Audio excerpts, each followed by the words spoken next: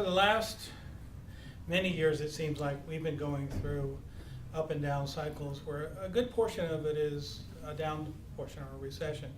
So a question you might ask yourself, and you should ask yourself, are there lessons we can learn as a result of this?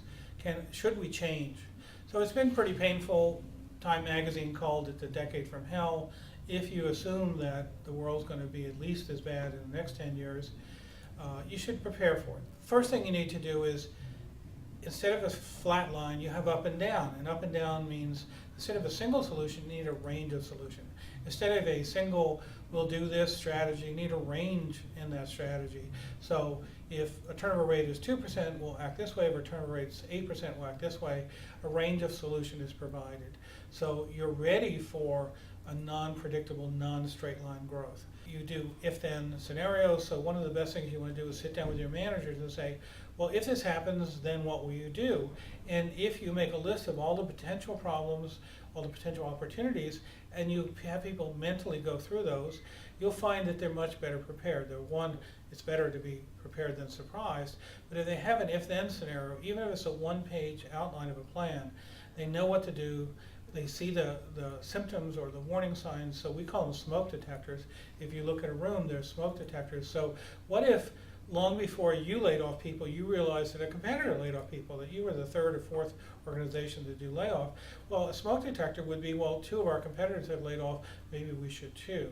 Or our competitors start rehiring, maybe in 2 months we should too.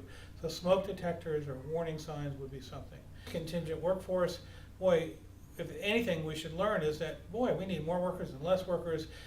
We need to go up and down. It's hard to fire people. It's painful to lay off people. So contingent workers give you that flexibility around the world. It's the best solution. So maybe as much as 50% of our workers should be contingent. You could also say that technology has grown, so we've learned that technology can take over the jobs of people, and that should be on our agenda as something we've learned. We certainly want to prioritize different areas, so we've learned that not everything is equal. When we've laid off people, we have prioritized, so let's prioritize the return.